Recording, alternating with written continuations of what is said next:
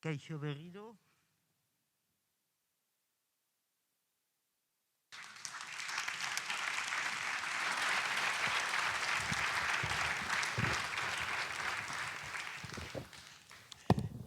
Behar eta merezi duten bezala, aurkeztuko dizuet. Hor dagoena, izkinean dagoena, es Mario Saavedra. Hola. Periodista de información internacional, corresponsal en Pekín y en Nueva York, especializado en información, os lo he dicho ya, perdóname, internacional, en el periódico de España, y como sucederá con Asier, ha estado en Ucrania, si no me equivoco, en 2004 y en Yarkov. Asier, perdóname. Asier Mendoza barkatu, Hernanikoa, berarekin nahi baduzue euskera zitxegin dezakezue, Beaz Mendoza, EHUko irakaslea, Bilbon bizi da, badauka ikerketa talde bat, geopolitikaz izenekoa, hori da beren ardura eta kezka, eta lehen esan dizuedan bezala, bai, hori justu hori geopolitika interesaitzen zaio, baina beti begirada jartzen du, nolabait hori, edo begiratzen du hegoaldetik eta ekialdetik ere, y es por eso que os he dicho que coincide con el director de la película, que también en su Twitter, si entráis, dice que su mirada siempre se va a la periferia. Por cierto, no os he contado antes que el director de la película fue detenido en 2017 por el gobierno turco en la frontera con Siria, acusado por haber estado recogiendo información y hablando con el pueblo kurdo, acusado de actos terroristas, el director de la película. Entonces, bueno, badakizue, beti bezala, berrogeita bost minuto ditugu, tenemos 45 minutos, baditugu hor mikrofonoak, por favor, badakizue, nahi baduzue galdetu, si queréis preguntar, lógicamente, preguntamos, hablamos, nos montamos aquí un buen coloquio, un coloquio denso e interesante. Baita eskertzen dizuet que quien coja el micrófono no lo acapare para que pueda hablar más gente. Eta esan dizuedan bezala, pues vamos a intentar, dentro de lo que cabe y de lo que podamos, hacer un análisis geopolítico, geoestratégico, lo más cercano a la actualidad y también lo más contextualizado del tema que nos ocupa en el escenario y que nos preocupa a todos. Y como siempre solemos decir, bueno, o preguntar aquí, antes de que vosotros cojáis la palabra, yo querría que los dos, tanto Mario, perdóname, se me ha olvidado, perdóname, tanto Mario, me estaba equivocando con Iker, con nuestro traductor de signos, tanto Mario como Asier nos comentaran la película, que justo igual que nosotros, o que vosotros la acaban de ver, que nos la comentaseis, pero de lo que sois. Tú como periodista que has estado en Yarkov y tú como el investigador que eres. ¿Empiezas tú? Venga, muchísimas gracias a todos. No esperaba, la verdad, tanta gente. Yo, como periodista, te diría que me ha gustado ver que los periodistas podemos hacer muy buen cine. Yo creo que la película está muy bien hecha, así que sería como mi primer comentario sobre la película. Luego, tiene tantas escenas para escoger, pero quizá me quedo con la de ella comentando que son niños, que son hombres y que aquello es como una guardería, ¿no? Hasta que llega el momento en el que están decidiendo cómo va a ser su vida o su muerte, ¿no? Haciendo la estrategia para ver cómo hacen el ataque que finalmente no vemos y ese momento culmen. Me ha parecido una película fascinante y además, en lo personal, en lo que a mí me toca, yo he estado básicamente 12 horas al día con información sobre Ucrania, pero por teletipos, por vídeos, por imágenes muy crudas todas ellas, pero una especie de frenesí loco, hablando con expertos militares, con politólogos.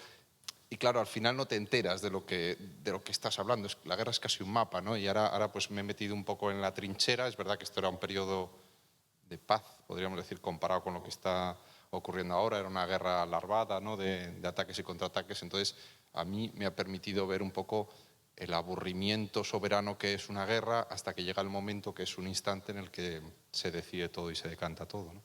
Así es. Eskerrik asko gonbidapenagatik eta arratsaldean. Yo quizás me quedaría con 5 aspectos. El primer aspecto, también un poquito como Mario, ¿no? Cuando hablaba de cuando aparecía la mujer, ¿no? El rol de género, que acusado también aparece aquí, ¿no? Y especialmente porque suele pasar en los ejércitos, ¿no? La mujer es la enfermera, la mujer es la que tiene que limpiar, ¿no? Y los comentarios machistas que hemos visto en la película. En general, la película me ha gustado mucho por, diría, el segundo elemento, ¿no? El segundo elemento es humanizar a los militares también, ¿no? A la gente que está ahí en la guerra. A veces cuando hay guerras y hay muertos, contamos los civiles, evidentemente porque en muchas ocasiones además los muertos de los civiles están asociados a crímenes de lesa humanidad, ¿no? Pero la gente que está en la guerra, en los ejércitos, también son personas humanas que tienen sus inquietudes, sus dudas y además, como decía Mario, que vemos que, como decía la única mujer, pues que son como niños, ¿no? Y que son unos críos que no sabían o no eran muy conscientes de dónde estaban. Asociado con ello, yo cuando estuve en Kharkiv en el año 2015 pude hablar con una madre que su hijo tenía en aquel momento entre 18 y 20 años y se había escapado. ¿Se había escapado para qué? Para no ir a la guerra del Donbass. A España, hasta el año 2021, llegaron aproximadamente 2.500 personas, chicos, jóvenes de entre 18 y 25 años, escapando de Ucrania para no hacer la mili, porque si hacías la mili podías acabar en el Donbass, ¿no? Y pedían asilo. Y no se les daba asilo en la mayoría de los casos, con pocas excepciones, ¿no?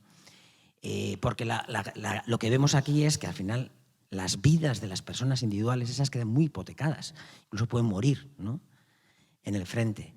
El cuarto elemento yo creo que es el 2014, es cuando empieza la guerra.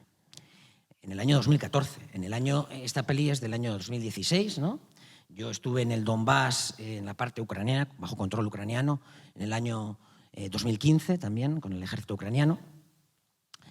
Y estaba la guerra, estaban los acuerdos de Minsk I, Minsk II, pero había una guerra de baja intensidad todavía. Yo estuve en Kramatorsk y en Slaviansk. Y asociado con eso, si la guerra empezó en el año 2014, evidentemente ahora estamos en el año 2022, para mucha gente parece que ha empezado ahora. Evidentemente no ha empezado ahora, lo que pasa es que se ha multiplicado por 10, por 100, después de la invasión y la agresión rusa contra toda Ucrania, ¿no? Con una operación a gran escala, que sería el último elemento y que creo que hay que subrayar. ¿Qué hay que hacer para no llegar a las guerras? ¿No? Puede parecer inocente, ¿no? Pero si desde el año 2014, incluso cuando luego entremos a hablar un poco más, si nos traemos más atrás, hay muchos elementos que como sociedad deberíamos de vigilar a la hora de evitar que los conflictos desemboquen en guerras. Independientemente de que sabemos que en este caso la potencia agresora es Rusia. Eskerrik asko. Bueno, Suri, Betty. Bueno, ya sé que todavía no, porque acabamos de empezar, pero no sé si ya quisierais vosotros añadir alguna opinión a la película. Si no, sabéis que tenemos mucho que hablar y creo que bastante tiempo. Simplemente os lo digo. Y si no, pues me gustaría, perdóname, que siguieras tú contextualizándolo, pero incluso históricamente. Tú, cuando estábamos preparando esta charla, has hablado eso, de ese juego, un juego de matrioscas, ¿no? Que por cierto ha sido una de las películas, es el título de una de las películas que más le ha gustado al público en esta edición del Cinema League. Pero bueno, eso contextualizas, no, históricamente. Yo brevemente veo un poquito este conflicto como si fuese un juego de matrioscas en las que tenemos tres, como mínimo tres, ¿no? Hay una pequeñita que es el conflicto interno que había en Ucrania. Digo que había y que todavía, bueno, puede haber en el caso del Donbass y con Crimea, pero que había porque cuando te agreden desde fuera, cuando te invaden, te bombardean, pues muchos conflictos internos desaparecen, ¿no? ante esa guerra o ante esa invasión. Esa sería la matriosca pequeñita. Luego hay una matriosca mediana que sería las conexiones que hay entre Rusia y Ucrania respecto al conflicto interno ucraniano y respecto a la propia Rusia, porque Rusia es una potencia en decadencia desde la caída de la Unión Soviética que ha desarrollado un nacionalismo ruso que era existente evidentemente pero que se ha reforzado mucho y en el que con diferentes tonalidades e intensidades hay discursos irredentistas respecto a Ucrania, ¿no? Desde aquellos que dicen que no existe Ucrania, pues no es una nación, ¿no? A aquellos que dicen, bueno, sí es una nación, pero es muy cercana a nosotros y tiene que estar bajo nuestra influencia, ¿no? Y además también en Rusia, en el caso ruso, que sería la matriosca esa del medio, ¿no? También tienen el discurso este de que, bueno, la NATO nos está de alguna manera rodeando, ¿no? Y el miedo a la OTAN. Y este elemento es el que nos conecta con la tercera muñequita, que es la más grande, ¿no? Que es la competencia a nivel global, la competencia geopolítica por la hegemonía mundial, en la que hoy en día hay dos contrincantes principalmente, que son China y Estados Unidos, y en el cual Rusia cumple un papel. Pero yendo un poquito y por cierto, asociado a esto, hay una guerra, estamos por primera vez en guerra. Ya nos hemos dado cuenta, ¿no? Estamos por primera vez en guerra. Nosotros no combatimos directamente, lo hacemos a través de una guerra delegada, proxy que se llama, ¿no? Los ucranianos están combatiendo a favor de Occidente. Ellos están poniendo y ellas están poniendo la sangre. Y luego hay una guerra económica. Una guerra económica donde hoy, por ejemplo, hemos sabido que el rublo ya cuesta más de lo que costaba antes de empezar la guerra. Y en esa guerra económica sabemos que hay una guerra económica desplegada a tope contra Rusia, pero que tiene conexiones con China. Y ahí está la conexión con lo que decía, ¿no? Esa tercera matriosca más grande. Pero volviendo a la primera matriosca, la pequeñita, ¿no? a la del conflicto interno en Ucrania y a la historia un poquito de Ucrania. Yo creo que en Ucrania lo que encontramos es Ucrania, Rusia y Bielorrusia de origen, pues como pasa con los latinos o como pasa con los pueblos germanos, tienen un origen común, que eran los eslavos orientales, ¿no? Y los eslavos orientales han tenido desarrollos políticos históricos muy diferentes, y en esos desarrollos políticos diferentes, el primero que creó su nación fueron los rusos, en el sentido moderno, ¿no? Garaikidea. Y luego vinieron más tarde los ucranianos y los bielorrusos más tardíamente. Básicamente, cuando hablamos hoy en día de Ucrania, tenemos en mente la Ucrania que crea la Unión Soviética. El mapa propiamente es el mapa de la Unión Soviética. Y su normalización lingüística, estandarización de la lengua, etcétera, lo hace la Unión Soviética. Por lo tanto, podemos decir que en gran parte la nación ucraniana pues, tiene un peso muy importante en esa nación ucraniana, lo que es la construcción soviética. Una vez que se independiza Ucrania, en Ucrania podríamos encontrar una división, siempre se ha hablado, ¿no? De cómo se ha ido haciendo por piezas Ucrania, ¿no? Vale, de acuerdo. Y que hay plurinacionalidad en Ucrania, de acuerdo. Hay gente que se siente nacionalmente rusa. Había diferentes estimaciones, entre 10, 15% de la población. Húngara, rumana, sí, incluso búlgaros, griegos, tártaros en Crimea. Pero la división fundamental en la Ucrania independiente en los años 90 era en cómo se sentía la ucraniedad. Había un sentimiento ucraniano que se identificaba con el mundo eslavo-oriental, ¿no? Podríamos llamar una identidad ucraniana postsoviética, que piensa que los bielorrusos, ucranianos y rusos son hermanas o son hermanos, ¿no? Y por lo tanto sus referentes eran básicamente el mundo postsoviético. Quizás aquí habría que dibujar en el mapa que esta influencia era hegemónica desde esta concepción de la nación, era hegemónica desde Kharkiv, en el noreste de Ucrania, hasta abajo, Mariupol, que es Donbass, y desde Mariupol, que estaría en el sudeste, y desde Mariupol hasta Odessa. Yo, cuando he estado en Odessa, la lengua principal en Odessa, con mucha diferencia en el espacio público, es el ruso. También en Kiev, antes y después del Maidán, cuando he estado. La lengua principal en Kiev, en el espacio público, es el ruso. ¿Qué pasaba en el occidente ucraniano? Que había otra concepción de la ucraniedad. Esa concepción de la ucraniedad estaba conectada a Occidente. ¿Por qué? Porque gran parte de esos territorios no han compartido institucionalización con el mundo ruso, o a través del imperio zarista o a través de la Unión Soviética. Solamente se incorporaron a la Unión Soviética después de la Segunda Guerra Mundial. Estamos escuchando en los telediarios constantemente Lviv, ¿no? La principal ciudad en el oeste. Lviv formó parte del Imperio Austrohúngaro, formó parte de Polonia. Y ahí había territorios en el oeste que formaron parte de Checoslovaquia, de Hungría, de Rumanía. Entonces, han tenido una historia diferente a la del resto de Ucrania, que estaba más conectada con el mundo eslavo oriental, ¿no? Por eso también ellos, ahí hay más religiones. Y no son ortodoxos en la mayoría de los ciudadanos y ciudadanas, ¿no? En cambio, en el resto, en Kiev incluido, las partes centrales, y en lo que he hablado como el este y el sur del país, eran ortodoxos o son ortodoxos, ¿no? Esta división, además, se retroalimentaba también por otros elementos, que era, en el este del país, era la parte industrializada de Ucrania, era la parte rica. Y sus industrias estaban conectadas a las cadenas de producción del mundo postsoviético. ¿Esto qué quiere decir? Que no era una cuestión solo lingüística o identitaria de cercanía con Rusia, sino también pragmática, económica. ¿Dónde están nuestras industrias conectadas en las cadenas de producción? Con el mundo postsoviético. ¿A dónde se van nuestros emigrantes? Nuestros migrantes, sobre todo a Rusia. ¿Y qué pasaba en el oeste? Pobre, agrícola, con lengua hegemónica el ucraniano. Y sus migrantes, ¿a dónde se iban? Básicamente a Occidente. Y en medio quedaban las tierras centrales, donde Kiev sería, ¿no?, la capital, pues la que mejor representaba, ¿no?, de alguna manera, con una ucraniedad desde la independencia pujante, en el sentido cada vez más étnico, más como se entendía en el oeste, pero donde todavía el peso de lo filorruso era muy importante, ¿no? Yo creo que esta es la división de la matrioshka pequeña, y aquí igual Mario nos puede comentar un poquito, ¿no?, desde la independencia, cuál ha sido la relación un poquito entre estas dos sentimientos identitarios de la ucraniedad, ¿no?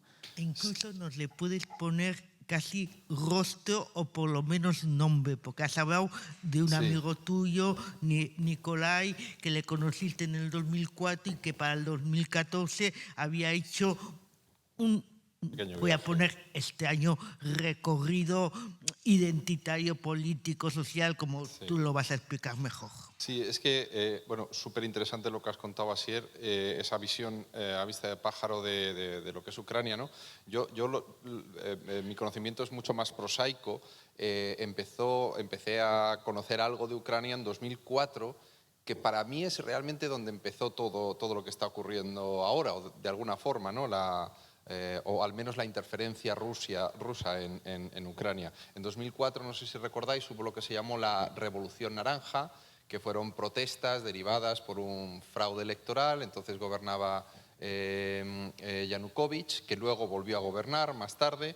Hubo un fraude electoral, hubo protestas en las calles, en principio pacíficas, y hubo un envenenamiento incluso del candidato de Yushchenko, que se le quedó toda la cara deformada. O sea, hubo como mucho movimiento en esa revolución. Al final se repitieron las elecciones y la cosa quedó ahí.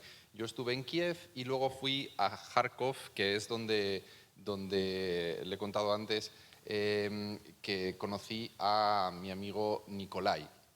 Nikolai era un hombre que para mí es la visualización del hombre soviético, un hombre profundamente inteligente, por supuesto jugador de ajedrez, físico, doctor en física en la Universidad de Kharkov, traductor de español, por eso le conocí, porque me ayudó en mi viaje periodístico. Vivía en un piso muy humilde de apartamentos con su hija y su nieta, si no recuerdo mal. Yo no las llegué a ver, pero hablaba todo el rato de su nieta. Traducía libros de Javier Cercas, o sea, estaba muy conectado con la cultura española, entonces por supuesto empatizamos. Enseguida pasamos unos días muy interesantes juntos, me dio la visión prorrusa del conflicto, me contaba que no había solo la visión de Kiev, él veía la televisión rusa, que es muy importante, la televisión que ven en aquellas áreas, estarás conmigo, es la televisión, sobre todo la televisión rusa, luego las prohibieron precisamente para evitar esa relación con Rusia. Bueno, el caso es que yo volví a España después de aquel viaje, unos cuantos reportajes, y seguí hablando con él.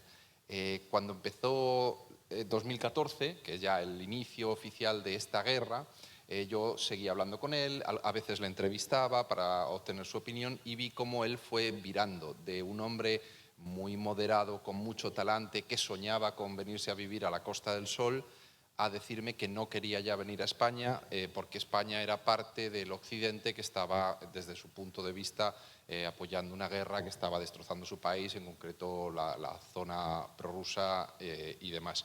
Seguimos hablando un poco por email y lamentablemente he perdido el contacto con él y no he conseguido volver a hablar con él de ninguna de las maneras. Esto es, digamos, una experiencia personal que me demuestra primero que para mí esto empezó igual un poquito más atrás, con la injerencia, lo que yo veo como una injerencia rusa en Ucrania, ¿no? Para mí, aquí ya entro en la visión un poco más geopolítica, no sé si es lo que corresponde ahora, pero tengo la sensación de que Ucrania es un poco lo que Latinoamérica era para Estados Unidos, como su patio trasero, ¿no? Y tengo algunas fechas clave que voy a decir muy rápidamente, que van un poco más atrás. Una que está un poco olvidada, que es 1994, que es cuando Ucrania firma con Rusia, Estados Unidos y Reino Unido el Acuerdo de Budapest, en el que cede 2.000 ojivas nucleares y 4.000 bombas tácticas. Básicamente se desarma. A cambio... Por si acaso, perdóname, súbete un poco Ay, más el discúlpame, micrófono. sí, perdón. No vaya a ser. A cambio, se comprometían estas potencias a, por supuesto, respetar las fronteras y la integridad del país y, en caso de que hubiera una agresión, llamar enseguida al Consejo de Seguridad de Naciones Unidas para lanzar acciones en defensa de Ucrania. Era el pacto que firmaron y para mí es una fecha de la que se ha hablado poco y que creo que es muy relevante, además de la que ya conocemos todo, de 1990-91, cuando cayó la URSS, en la que hubo unas negociaciones y un acuerdo verbal entre Baker, el secretario de Estado, George Bush padre, Kohl, el alemán, y Gorbachev, para esencialmente en la que se supone, se cree, es casi seguro que le prometieron, al menos verbalmente, no expandir la OTAN, que finalmente vivió la adhesión de una serie de países. Entonces, pues esas fechas clave, 1990, la promesa de no expansión de la OTAN, 1994, Ucrania entrega su arsenal nuclear a cambio de las garantías de protección y respeto de la soberanía, 2004, la Revolución Naranja, con las primeras intervenciones o injerencias rusas en el país. 2008 creo que es una fecha importante, cuando se hacen promesas, la OTAN empieza a coquetear con Georgia, con Ucrania, decirle, venga, a lo mejor sí que os damos la OTAN, en fin, todo esto, esas provocaciones, y luego ya 2014, que yo creo que conocemos todo, que lo ha contado él, o lo contará ahora un poco, el Euromaidán, que es una matanza de manifestantes, el inicio de la guerra, en fin, eso ya es un poco ya la historia más reciente. Antes de ir a Maidán, ya sé que ha sido un bombardeo maravilloso de fechas y nombres y sensaciones, pero alguna que quiera preguntar ya, no, sí, no.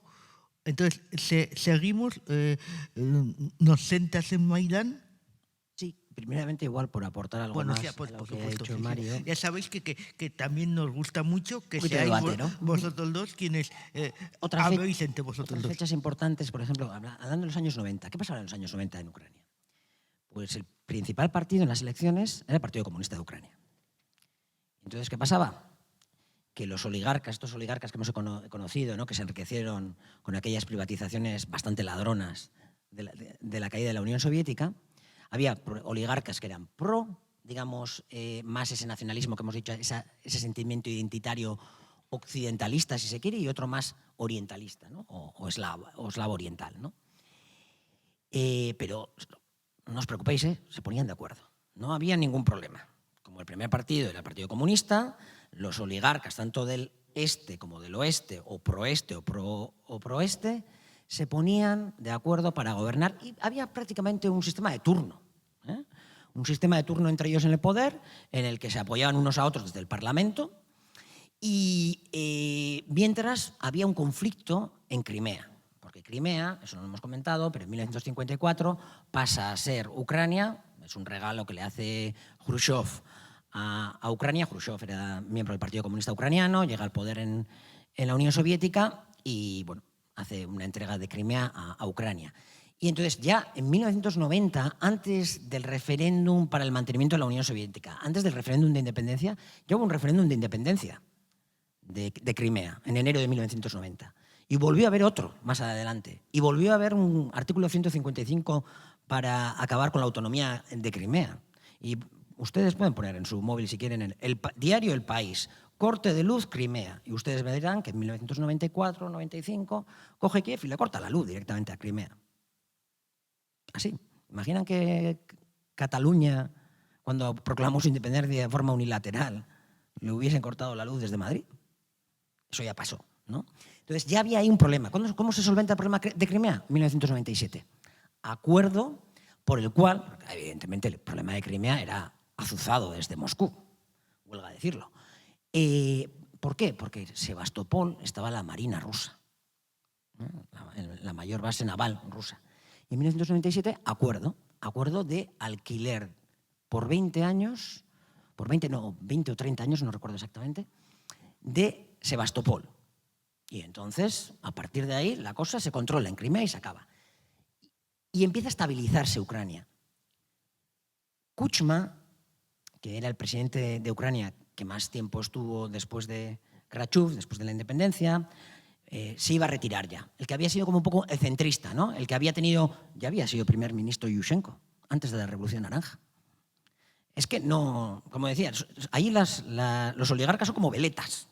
Ahora soy prorruso, ahora soy prooccidentalista, ahora soy fundador del partido Yanukovych como Poroshenko, o soy ministro con Yanukovych en el año 2012, y luego soy anti-Yanukovych o pro-Maidan, ¿no?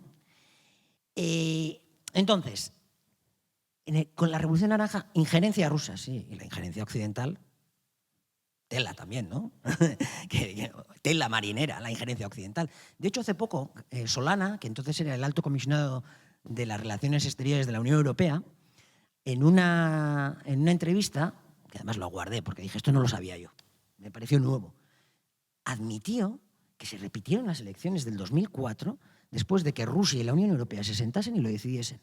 Y luego el Tribunal Supremo, ¿no?, hace una resolución que dice que se tiene que repetir las elecciones. ¿Esto qué nos da a entender ya?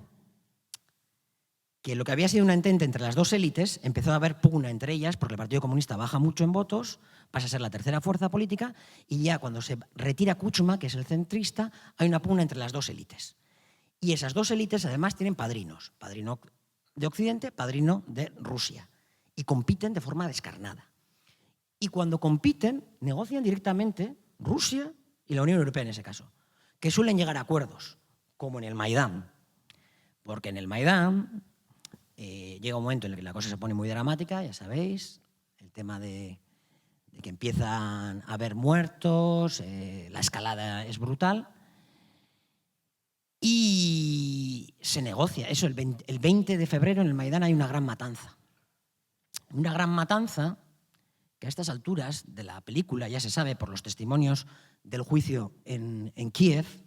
Hay un investigador ucraniano que es profesor en la Universidad de Ottawa, politólogo, Iván Kachanovsky, que es el que de forma más sistemática ha estudiado el caso. Además, ha recogido horas y horas de testimonios de los juicios. Tenemos también ya autoinculpaciones. Los disparos contra los manifestantes y policías el 20 de febrero venían de las filas del Maidán. Venían de las filas de la zona del Maidán. Sí, yo en eso no estoy para nada de acuerdo. Adelante. Ahora entraríamos Sí, en una serie de debate. Pero bueno, pero danos unas líneas maestras de tu además desacuerdo. en esto tampoco soy un experto, pero tengo un amigo que sí lo es y realmente lo que me ha dicho es que esto no fue así. O sea, es bastante difícil de creer que unos manifestantes que en principio estaban de forma pacífica se disparen a sí mismos para provocar una matanza que luego... Yo esto realmente no lo veo, pero sin entrar en ese detalle, hablando un poco sobre lo que decías de las injerencias extranjeras, hubo una cosa que sí ocurrió después en el Maidán, que fue la reunión que tuvo Putin con Yanukovych, que fue previa a que él se fugara a su mansión. Perdóname, aún así todo, aunque mucha gente lo sabrá, sitúanos. Yanukovych, o sea, es que... Sí, perdón. Por si acaso, yo creo que él lo va a saber mejor, pero bueno, yo lo perfilo como lo tengo en la cabeza y si lo digo mal me corriges. Básicamente, me apetece, o sea, sí. Bueno, me apetece que acaso diga Yanukovych, que en aquel momento en aquel momento era el que gobernaba, había prometido un acuerdo de asociación con la Unión Europea. El acuerdo estaba a punto de firmarse, creo que tenía incluso la cumbre a la que ir para firmarlo. Luego se supo una reunión con Putin y eso se abortó. Entonces, básicamente es lo que hizo, lo que provocó estas revueltas, estas manifestaciones, ¿no? Que la gente se congregara, primero estudiantes, luego el Pravi Sector, ultraderechistas, nacionalistas, gente que venía de provincias. Y se produjeron duros enfrentamientos con la policía. Ellos decían que ese acuerdo era parte de lo que se había prometido, no lo firmó. El Parlamento, una vez que él se fue, cuando empezaron las matanzas, y el Parlamento, sin la presencia del partido mayoritario, que era el de Yanukovych, que era el que estaba gobernando, votó a mano alzada, lo cual creo que es bastante ilegal, pero bueno, votó a mano alzada un cambio de régimen, o sea, destituir al presidente, si no lo he contado mal, pero por favor corrígeme, que yo creo que esto lo controlaste un poco más. Simplemente un apunte, el tema de los francotiradores, estoy diciendo del 20. El 20, esto hasta la BBC ha hecho un documental, la BBC. Al respecto no hay duda, es desde el Hotel Ucrania, o sea, desde el punto de vista, también los documentos periciales de la policía, respecto a la balística. Hay muchísimas pruebas al respecto, al 20. Y es desde el Hotel Ucrania que incluso la BBC lo grabó. Y en el documental suyo se ve a un señor con el rifle. Y luego hay autoinculpaciones. Entonces eran europeístas, o sea, manifestantes del Euromaidán matando a manifestantes del Euromaidán. Manifestantes no son. ¿Con qué objeto? No son manifestantes, son francotiradores. De hecho, esto no se ha negado ni siquiera en Ucrania. En Ucrania ya llegó un momento, hubo una conversación entre Catherine Ashton y Urma Paet, donde ya... Bueno, pero sí, era una filtración del gobierno ruso de una conversación en la que Catherine Ashton, que era la... Espera, o sea, ya sé que es interesante, pero me parece que que no vamos a salir del buque. O sea, que todo esto quizás... Bueno, ya sé que tú tienes que coger el coche, pero, o nos dais pista de dónde buscarlo, de eso, o si no, vamos. Bueno, yo creo que podemos concluir en que hay al menos un par de visiones de esta historia, creo. Hay la visión de que fue un golpe de Estado, ¿no? Es la visión, desde mi punto de vista, rusa, y luego hay la visión de que hubo ese es el punto de vista ruso, y luego hay la visión de que es una revolución, ¿no? Una revolución con una deposición de un presidente que yo creo que fue de aquella manera sui generis, ¿no? Como todas las revoluciones, se pasaron algunas leyes por... En fin, esto un poco sería como el resumen. Pero es verdad, yo creo también que deberíamos igual venir al momento actual, ¿no? Yo creo que hay que venir al momento actual. Por un lado, yo creo que antes tú, cuando estábamos preparando, has dicho algo muy interesante, que es en ese sentimiento de ucranidad bueno, que tiene tantas aristas y tantos componentes. Tú has dicho que en el momento de que hay una agresión externa es como fundacional, que esa agresión externa que ha recibido Ucrania ha servido para compactar una idea de ucranianidad y que lo has comparado con el Álamo, por ejemplo, y otros momentos épicos que hace que una nación se compacte al ser agredida. No sé si por ahí... Sí, yo creo que es ¿Qué te parece, es el elemento Mario? importante, yo creo, desde el punto de vista nacional ucraniano, lo que hablábamos, la división en el sentimiento de qué es ser ucraniano, ¿no? Cómo se entiende la ucraniedad, que no es plurinacionalidad, porque todos, bueno, la gran mayoría se sentía ucraniano, ¿no? El cambio sustancial es, yo creo, por una parte tenemos la Revolución Naranja, que intenta acelerar un cambio a favor. Yo creo que, primero igual, brevemente, diría que la tendencia secular era a que se reforzase la identidad ucraniana, digamos, occidental, la más étnica, la más desapegada de Rusia, si se quiere, pero es una tendencia secular que va despacito. Pero tiene dos aceleradores. Uno que es la Revolución Naranja, que no es tan grande como acelerador y no crea tanto conflicto, que sí que crea un poquito, y ya el acelerador del Maidán ya crea un conflicto muy gordo, ¿no? En el cual pues, la parte, digamos, más prorrusa de Ucrania se siente muy agredida. ¿Pero con esto se acaba cuándo? Pues cuando llega un país agresor invadiéndote, bombardeándote. Entonces, en ese punto, esto es un clásico en la ciencia política. ¿Cuándo se crean las naciones cohesionadas, los sentimientos nacionales? En momentos, en hitos fundacionales. Y el hito fundacional para la ucraniedad cohesionada y compartida va a ser, sin duda, esta guerra. Sería el 24, lo hemos estado hablando antes, es una idea muy interesante que tiene el 24 de febrero de este año, que es cuando a las 4 y pico de la mañana Vladimir Putin ordena la operación militar especial, es decir, la invasión de Ucrania. Yo estoy con él y me parece una idea brillante, que ahí es esto, mirando un poco hacia el futuro de lo que va a ser Ucrania, quizá esto ya sea el mito fundacional de la Ucrania del futuro. Es verdad que yo creo que ya había una cierta amalgama precisamente alrededor de la figura de Volodymyr Zelensky, el presidente ucraniano, que había sido elegido con el 75% de los votos, que ya, ¿no? aproximadamente, que ya lo quisieran aquí algunos, y además incontestable.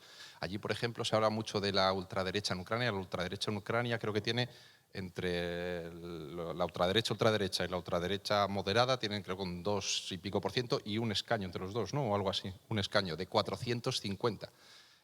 O sea que el país estaba bastante unido antes de la invasión, pero es verdad que yo tengo la sensación, y lo hablábamos ahora, yo no tengo información, pero tengo una sensación de que cuando se levante el velo de la guerra, la niebla de la guerra, vamos a ver una Ucrania más unida contra el enemigo exterior, ¿no? Por supuesto con las partes que probablemente se desgajen de Ucrania, que esto igual podemos hablarlo, ¿no? Pero que Ucrania va a estar más unida con respecto a la invasor, porque incluso los que antes dudaban, yo tengo la sensación de que ahora van a escorarse un poco más hacia el todos somos ucranianos. Por supuesto hay zonas, yo hablaba el otro día con un escritor, el vicepresidente de la Asociación de Escritores de Kiev, y me decía, así como me lo decía, os lo cuento, dice, a mí el Donbass, que se lo queden los rusos, a mí eso me da igual. Crimea decía que era es un no absoluto porque es una parte, ellos creen de su historia, los tártaros, etcétera, etcétera. Dice que eso no lo podrían negociar, pero yo tengo la sensación de que el Donbass terminará siendo repúblicas independientes o no creo que anexionado, ¿no? Porque no tiene sentido, no haría falta. Y la duda es un poco qué es lo que va a ocurrir con Crimea. Y tenemos, sabéis que estamos consumiendo el tiempo. Yo creo que vosotros, aunque no preguntemos, estamos a gusto. ¿Estáis interesados? ¿Estáis a gusto? Sí, por ahí hay una pregunta. Te he visto adelante. Ya hay otra, perfecto. Pues no sé por dónde empiezas. Luego va el siguiente y luego usted. Bueno, empiezan ellos, ¿no? Perdonadme, me estoy perdiendo. Tú estás con el... que no sé no sabía si estabas con el agua o con el micrófono.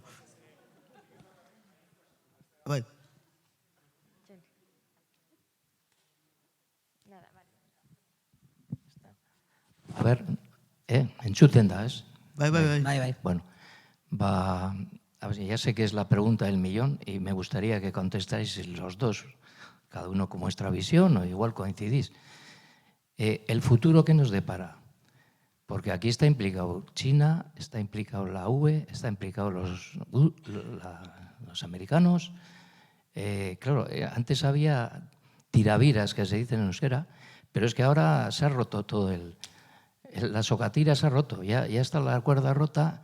Entonces, ya sé que es una pregunta que se la hará a un montón de gente, pero bueno, vosotros como más expertos, a ver si nos podíais iluminar qué futuro es, porque hay gente que dice que va a durar 3 meses, otros 3 semanas y otros que 2 años, lo último que ha dicho la OTAN ayer o no sé quién, que va a estar 2 o 3 años la guerra. No, ya sé que es muy difícil, pero bueno, una visión de cada uno y muchas gracias. Que ricasco de visei. Puede hacerla tú, Siéntate. que esto seguro que se está grabando y ya acaban con tu carrera. Es que, bueno, yo no pensaba que íbamos a llegar a este punto, al de la invasión y la guerra en Ucrania, la guerra a gran escala, digamos, porque como hemos dicho, la guerra ya empezó en el 2014. Bueno, yo diría que el escenario es muy incierto. Ciertamente no podemos decir mucho más. Se han violentado las leyes internacionales por primera vez por un actor respecto a la guerra e invasión de forma clara, que no es la OTAN ni Estados Unidos. Es decir, las Naciones Unidas creaban reglas para hacer la guerra, para atacar a un país, que evidentemente se violentaban. Se violentaban muchas veces de forma mozorrotuta, ¿no? No sé cómo... Oculta, escondida, sí, disfrazada. Bueno, disfrazada, tal, ¿no? Como los rusos, pues tengo aquí a los separatistas en el Donbass y a veces hago ahí alguna operación con algunas fuerzas especiales, me voy. O los Estados Unidos, no, yo no estoy haciendo la guerra en Nicaragua, la está haciendo la contra nicaragüense, ¿no? Pero ¿cuándo se acaba con esto? Con estas operaciones enmascaradas. En 1999, cuando la OTAN ataca a Yugoslavia. Y luego viene Afganistán, que eso sí se hace bajo el paraguas de la ONU y por lo tanto no violentaba las leyes internacionales, pero viene Irak, se extiende la cosa, Libia, Siria, etc. La novedad es que ya tenemos un nuevo actor que cree que puede violentar las leyes internacionales. Si lo ha hecho Rusia ahora, ¿quién nos dice que no lo va a hacer mañana? No sé, no digo que lo vaya a hacer China, ¿eh? China, Argentina o el que sea. Entonces, lo que nos da a entender ya, lo primero es que la ley internacional respecto a la guerra está totalmente destruida. Ya no sirve para nada.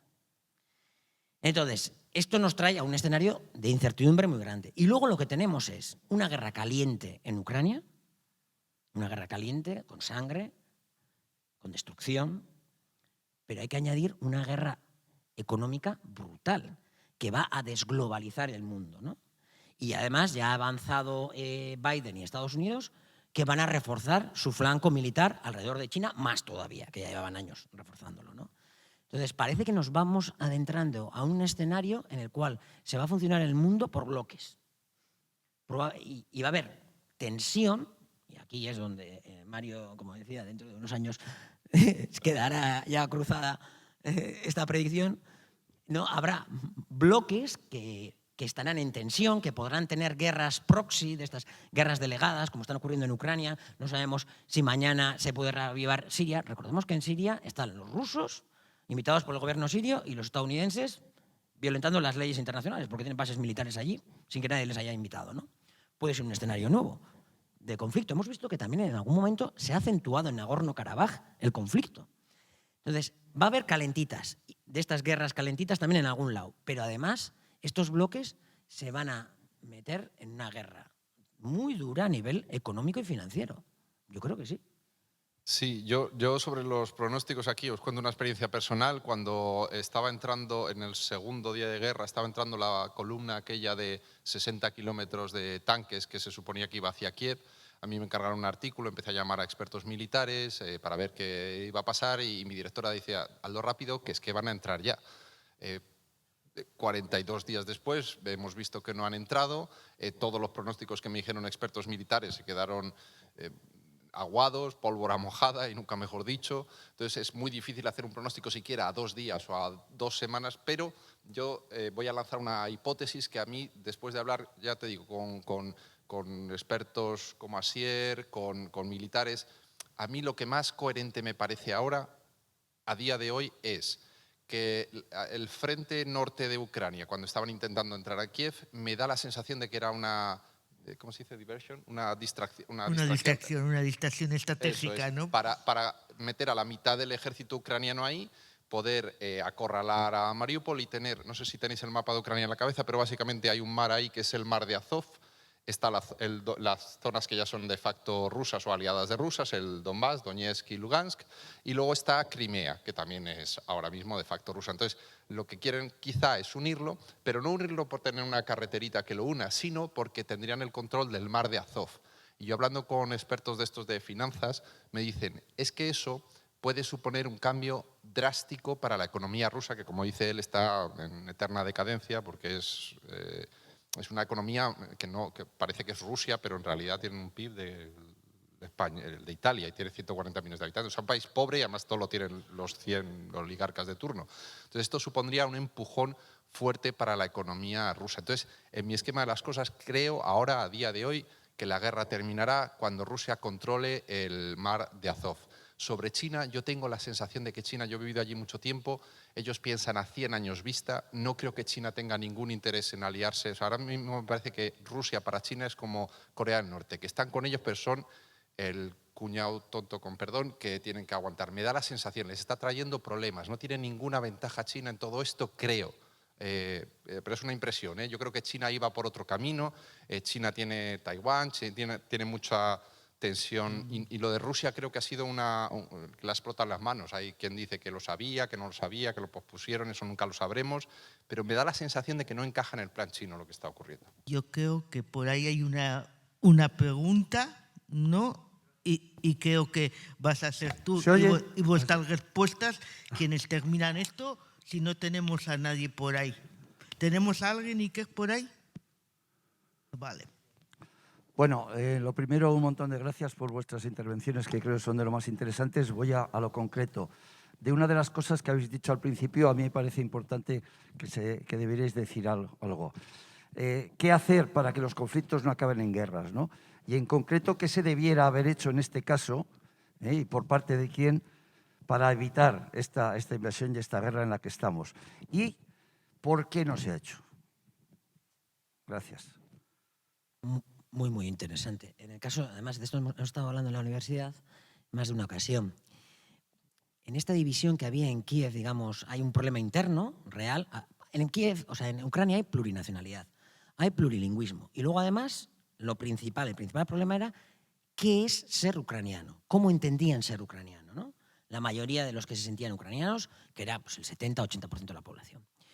Vale. Ucrania es un país muy centralizado. Imaginaros que los gobernadores de las provincias los apunta, los nombra el presidente. Es muy, muy centralizado. Es el segundo país más grande de Europa. Y es un país que tiene una centralización propia de un país pequeñito, como puede ser Estonia, no sé, o Lituania o Letonia, ¿no? Muy centralizado, por lo tanto. ¿Qué es lo que pasaba a partir de la Revolución Naranja? Cuando ya hasta entonces habían estado en entente las oligarquías del este y del oeste, dejan de estar en entente y empiezan a competir. Y a veces gana uno las elecciones y otras veces gana otros. Cuando ganan los que no son de tu color, ¿qué es lo que te encuentras? Que has perdido todo el poder. Porque los gobernadores te los está poniendo también en tu provincia, digamos, en Lviv, te lo está poniendo Yanukovych. Y cuando llega, Zelensky ha puesto hace poco al que fue el fundador del batallón Aidar, un batallón de ultraderecha, el gobernador de Odessa, ¿no? Entonces, claro, van poniéndote gobernadores que ni siquiera se adaptan a tu sensibilidad, ¿no? Imaginaros, Yanukovych en el Donbass sacó más del 90% de los votos. Y de repente, después del Maidán, 4 ministros eran de ultraderecha, del partido de Svoboda, 3 directamente y otro puesto por Svoboda. La mayoría de los ministros eran del oeste del país, no había del este. Entonces, claro, ya no es solamente una cuestión casi ideológica, sino es de, oye, ¿dónde están los míos, como yo, los de mi región?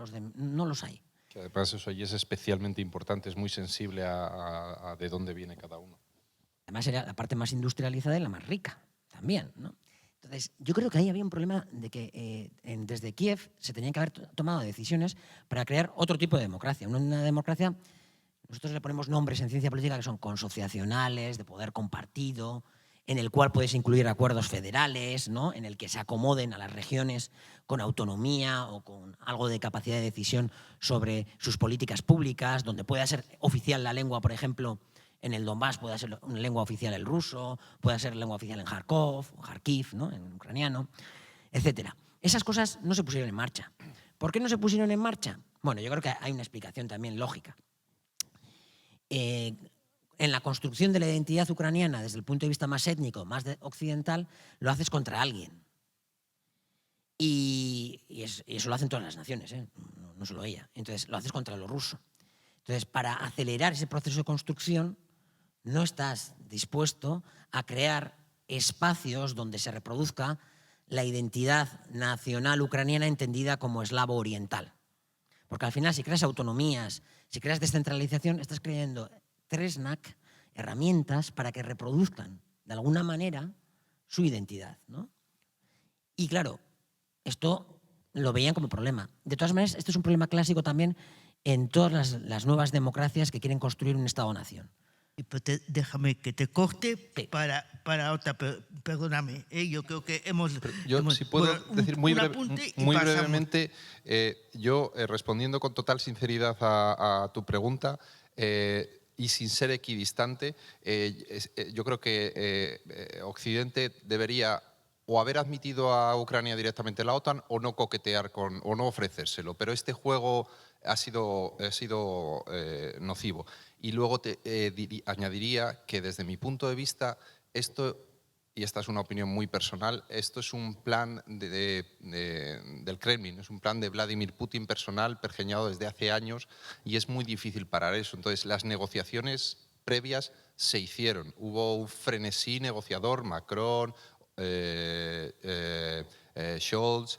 Entonces yo creo que se hizo desde, él ha hablado de la parte ucraniana que la ha descrito perfectamente, se podría haber mejorado muchísimo la democracia desde nuestros países occidentales. Creo que no coquetear con la entrada o no entrada en la OTAN, o sí o no, y más allá de eso creo que era una cosa imparable, pero es una visión muy personal, perdón. Perfecto. Pero, la pregunta que había por aquí, ¿no? Yo. Hola. Oye, no, solo quería decirte que la impresión que tengo yo, al contrario que la tuya, es que a China sí le interesa aliarse con Rusia.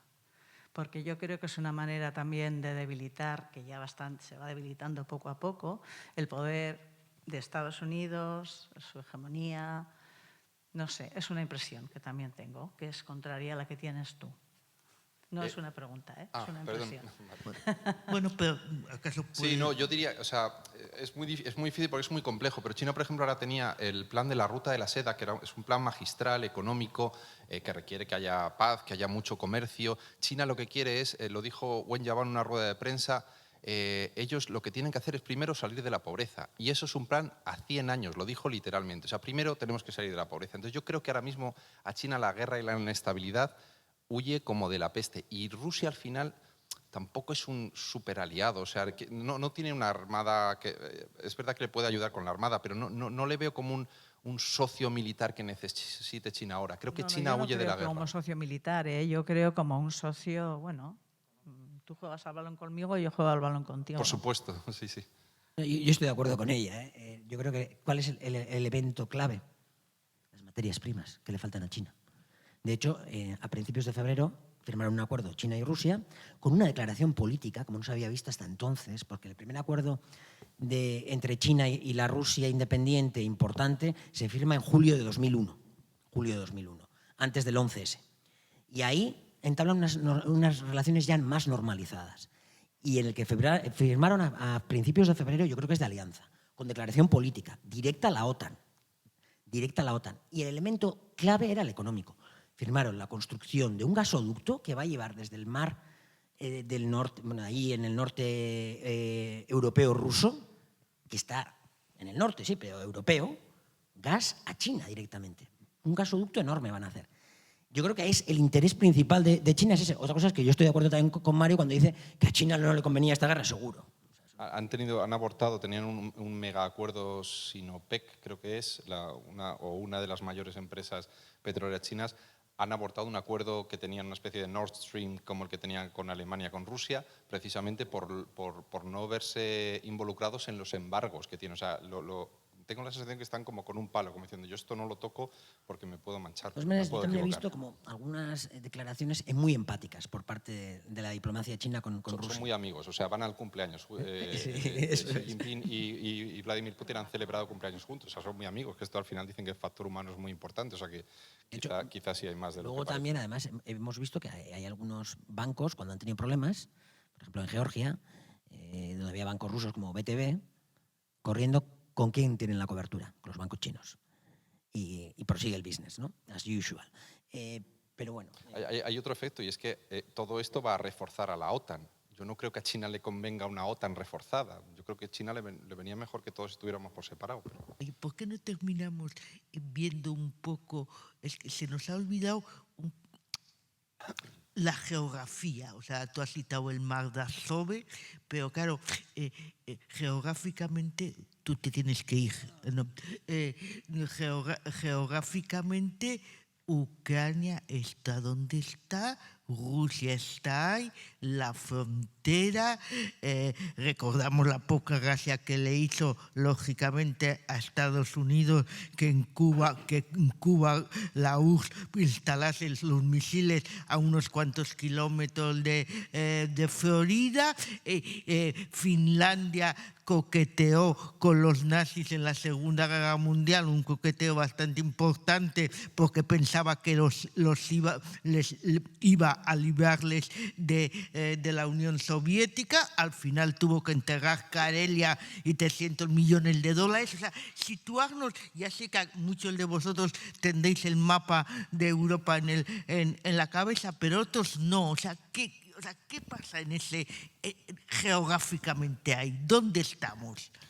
Bueno, para empezar, hay una zona de la que no hemos hablado, que es Transnistria, que es parte de Moldavia, o era parte de Moldavia, y que hay quien dice que es, o bueno, de las teorías iniciales era que después de Ucrania iban a entrar en Moldavia. Entonces es una zona, en ese sentido, yo podría decir que caliente, ¿no? Sobre todo para Rusia. Yo, desde el punto de vista geopolítico, es evidente que Rusia se siente asediada, ¿no? Y en ese sentido, si ve que entra en la OTAN Ucrania, pues evidentemente ahí atacar a Rusia es muy sencillo. No sabe, antes Mario lo ha comentado también, las promesas que se le hicieron a Rusia y que no se le han ido cumpliendo y tal. Aquí hay un sociólogo, Thomas, que tiene una teoría que dice que si alguien percibe como algo como real, aunque no sea real, en sus consecuencias es real. Entonces, el teorema de Thomas lo que nos indica es, independientemente de nosotros igual, yo al menos no me siento capaz de valorar si realmente Rusia está en peligro o no, si entra en la NATO o Ucrania, si le van a invadir o no. No predecía que iba a invadir Ucrania Rusia y mira, ya ha invadido. Pero si lo percibe como tal, actúa como tal. Y ahí está siempre el paralelismo que se utiliza con los misiles de Cuba. Y si pensamos en Estados Unidos, imaginaros con Estados Unidos. Si a Estados Unidos le ocurre algo parecido con México o con Canadá, es que México y Canadá han desaparecido de la Tierra, directamente. O imaginaros si a Estados Unidos se le hubiese hecho después de la invasión y guerra de Irak, lo que se le está haciendo a Rusia, que yo digo que este es uno de los peligros, porque recordemos lo que hizo Putin, por ejemplo, en Chechenia.